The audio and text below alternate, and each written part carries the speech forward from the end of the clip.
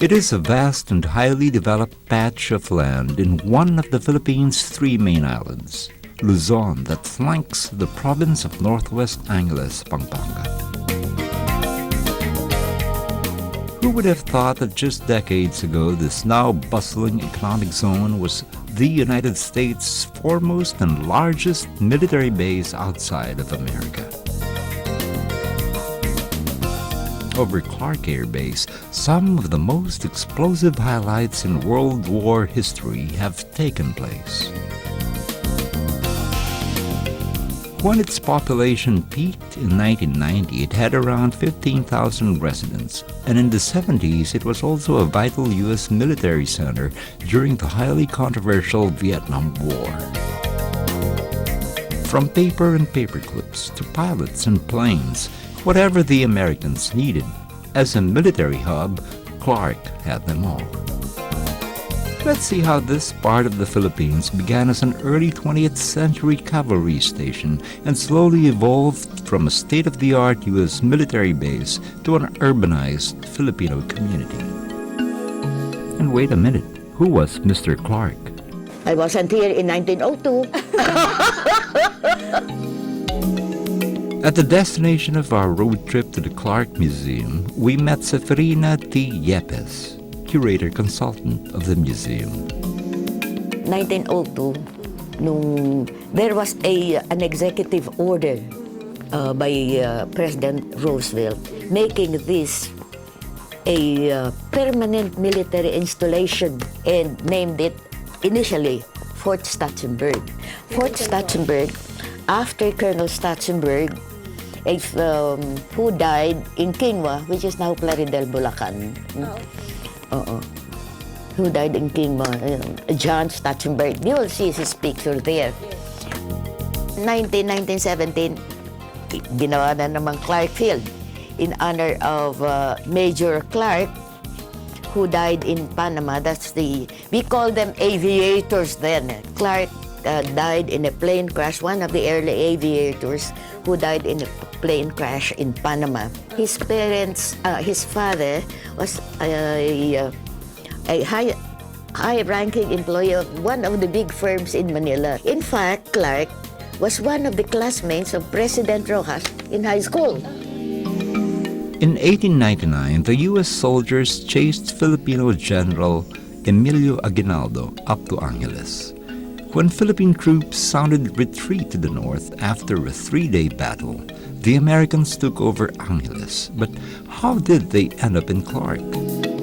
Another reason was they really have to move somewhere because of logistics, meaning not just men and material, but the grasses that were grown in Angeles City and fed to the horses made the horses sick, and eventually they died. One morning, on an early morning bivouac, the horses strayed. Then they came to this area. And then when they found the horses were merrily eating the grass here, and the other horses followed. So they moved here. And this place was, well, naturally, as you know, inhabited by the Aitas. Guess the horses knew the grass was greener on the other side. The Americans were looking at their bows and arrows and half-clad men. And then the Negritos naman, so this big man with their guns, no? So, and then afterwards, symbiotic relationships between the two of them. And they help each other. And then after that, so on and on, we started building houses here. It was 1902. Lots of people today know about the attack on Pearl Harbor. The world watched in terror on December 7, 1941, as kamikaze fighter planes bombarded the base in full attack. It is said that on that day, General Douglas MacArthur, in complete command of Philippine forces, heard of the first attack on Pearl Harbor as early as 5 in the morning. MacArthur would not command a defense for the base unless the Japanese carried out an overt strike over Philippine soil. On that same day, shortly after Pearl Harbor, The Japanese also attacked Clark Air Base and took over. The damage from both attacks was devastating. Once again, this was flat as anything. And you know that it was not really a surprise, but the Japanese planes came here by waves. The Japanese knew Clark's location was key support to the U.S., and they did not hesitate to take it out. The Japanese occupation was traumatic for many of those who do remember.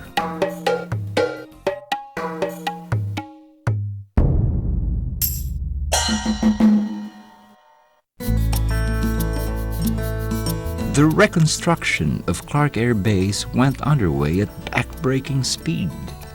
Shortly after the Vietnam War, the base was also used in an effort to aid orphaned children. Operation Baby Lift began. The first plane carrying Vietnamese orphans arrived in Clark on April 5, 1975. For the most humanitarian event naman in the history of Clark, they considered Operations Baby Lift. Thousands of Vietnamese orphans, babies, were transported here, stayed here for a while, and then dinala sa States for adoption. And some of them are doing very well in the States. In 1991, nature's power would cause a turnaround.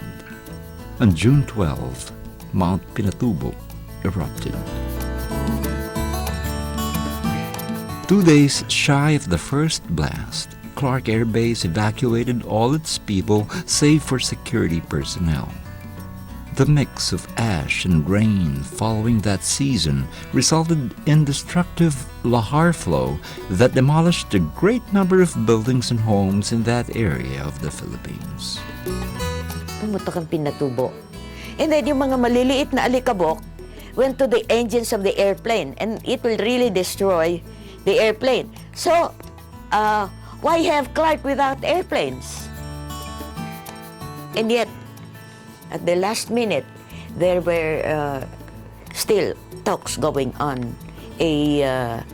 Negotiations pa rin. Mahal na masyado hinihingi natin eh. So, finally, goodbye na talaga. On November 26, 1991, after an extension of the base's agreement was rejected by the Philippine Senate, the U.S. transferred Clark Air Base to the Philippine local government. After Pinatubo, it was the military who took over. Until 1993, Clark Development Corporation na. Clark Air Base re-emerged as Clark International Airport and Clark Special Economic Zone. The airfield today is one of Asia's most modern. And then 1997, the museum was built, and ayun na nga. And slowly but surely, investors start coming in. The base now hosts a golf resort, many industrial buildings, landmarks, the Clark Museum, and is riddled with lots of familiar retail outlets. Clark also boasts its own duty-free shopping center. Through the years, Clark evolved drastically.